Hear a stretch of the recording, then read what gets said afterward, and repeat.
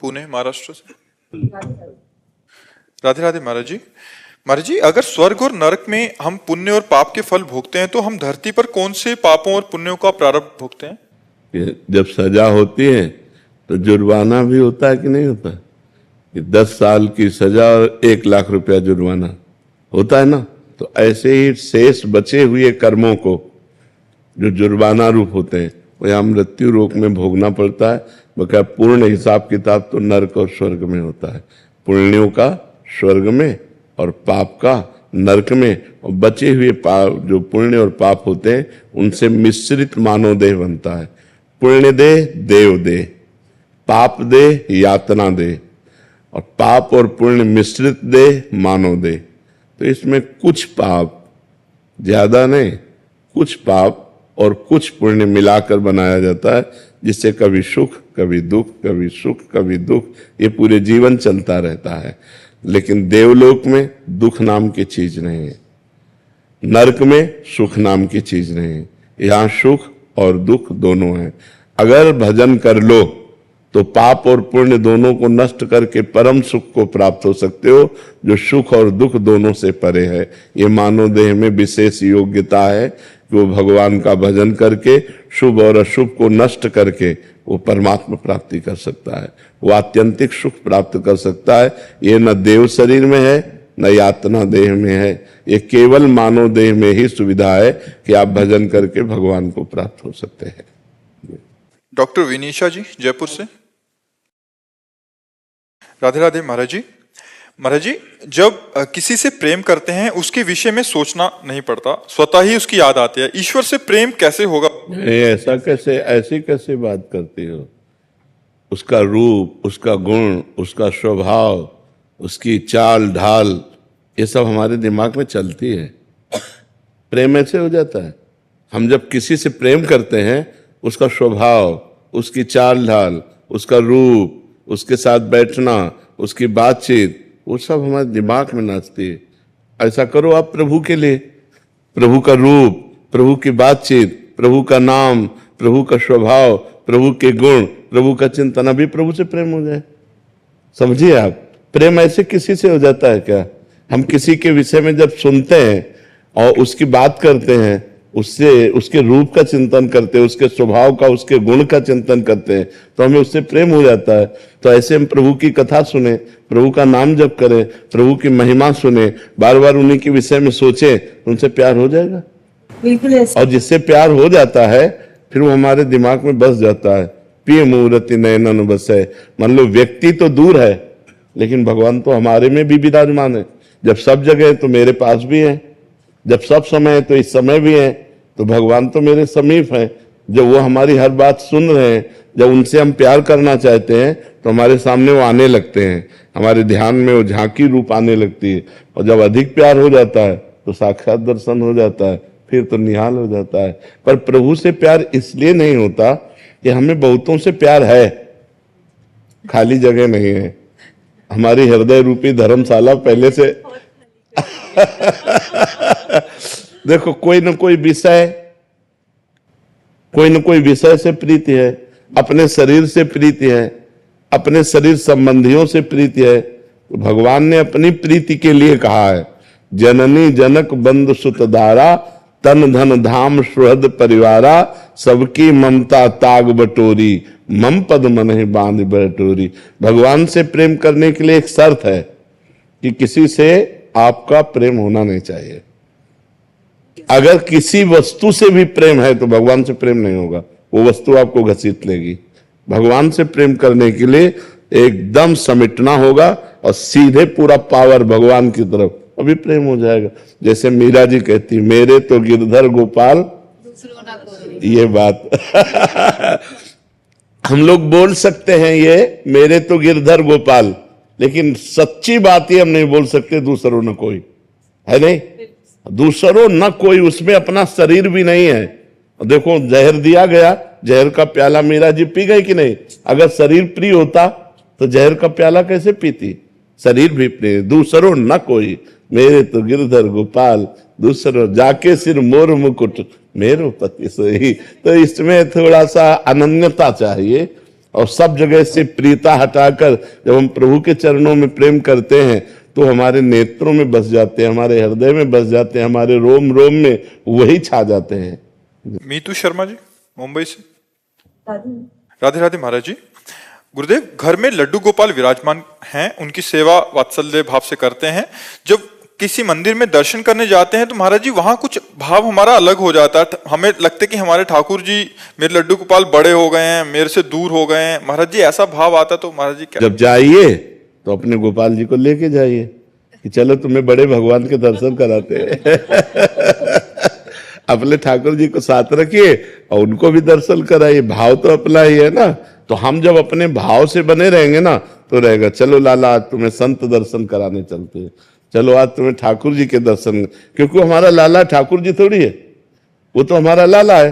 ठाकुर जी के दर्शन तो हमारा भाव भी बना रहेगा और आनंद भी रहेगा। हर समय हमारे लाला हमारे साथ रहेंगे। गौरव चौहान जी। श्री हरिवंश। श्री हरिवंश महाराज जी।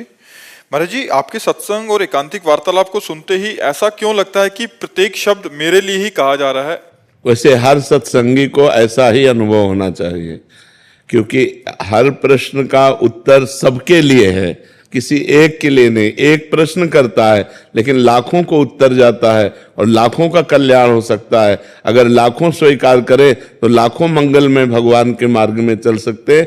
ऐसा हर सत्संगी को लगना चाहिए कि ये सत्संग मेरे लिए ही हो रहा है, मेरे सुधार के लिए हो रहा है, मेरे में जो अवगुण हैं उनको दूर करने की प्रेरणा हो रही है। ऐसा ही होना चाहिए। आभास सेठ जी। राधे राधे महाराज जी। महाराज जी, आपके चरणों में कोटि कोटि प्रणाम। महाराज जी, भगवान के साथ साथ माता पिता भी पूजनीय हैं, इनको खोने से डर सा लगता है महाराज जी, जैसे भगवान के रूठने से। देखो, इसका नाम है मृत्यु लोक। यहां पूजनीय अपूजनीय, श्रेष्ठ नीच, उत्तम अधम जो भी है सब मरेंगे, क्योंकि इसका नाम है मृत्यु लोक।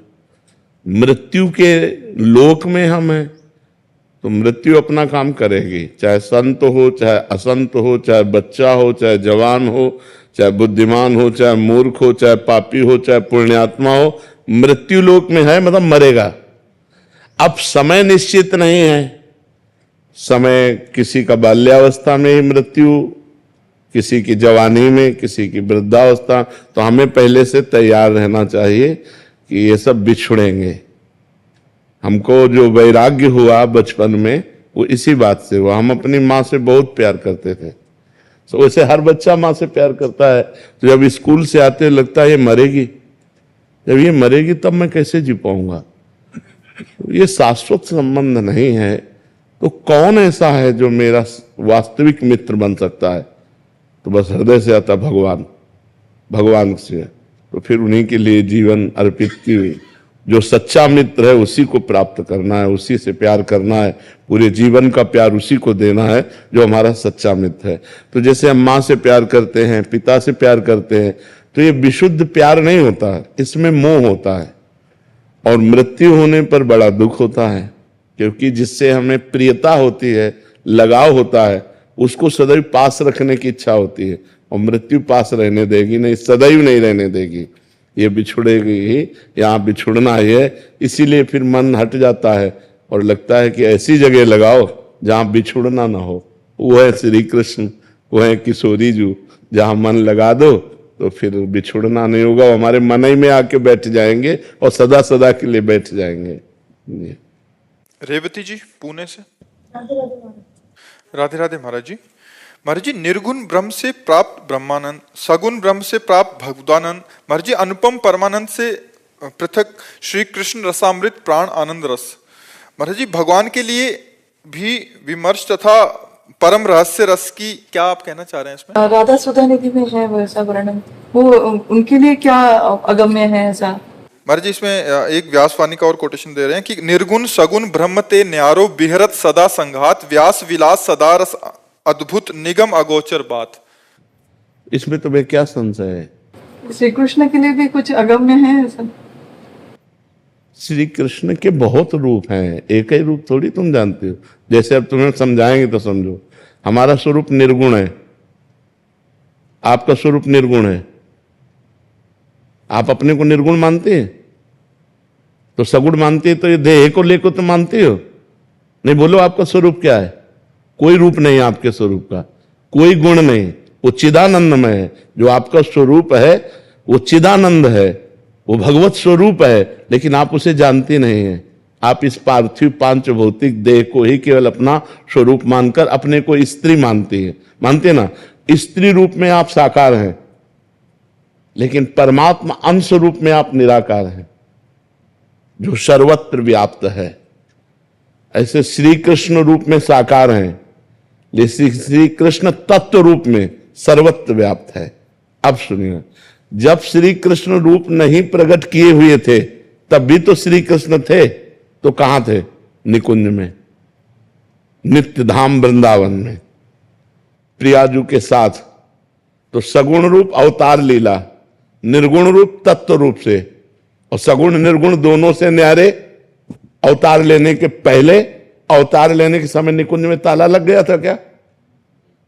कि अब तो गए यहां से दिल्ली गए, हमें तो दरवाजा बंद है तो थे ना। तो वही है, सगुण निर्गुण दोनों से न्यारे, निर्गुण सगुण ब्रह्म ते न्यारो, जो प्रियाजू की गलवैया दिए हर समय विहरण करते रहते हैं। एक रूप में अवतार लेते हैं, लीला करते हैं, लेकिन जिस समय अवतार लीला चल रही होती है उस समय निकुंज लीला भी चल रही होती है। निकुंज लीला में ताला तो नहीं लग जाता, तो समझ रहे ना। अच्छा, अब जैसे सखाओं के साथ श्री कृष्ण यहां खेल रहे हैं और कह दिया जाए इनके लिए भी वो अगम्य है क्या? उसी समय वो श्री जी की महावर रचना कर रहे हैं, उसी समय श्री जी का चिबुक प्रलो रहे हैं, उसी समय श्री जी की रूप माधुरी का पान कर रहे हैं। बोले श्री कृष्ण के लिए भी दुर्लभ है। अब आप देखो कब कहां जब सखाओं के साथ खेल रहे हैं और वहां श्री जी के पास वो रसिक देख रहा है कि वो तो चिबुक, वे मृद चिबुक प्रलोई प्रबोधत, तो भामिन कर सो कर टारत। बोले वो श्री कृष्ण के लिए भी दुर्लभ है। कौन श्री कृष्ण? जो सखाओं के साथ खेल रहे हैं। तो है कौन? वही तो है, बस यह है रात से समझ या रात से रघुनाथ कर बेग ल जाने कोई, और जो जाने रघुपति कृपा तो सपने मोह न होए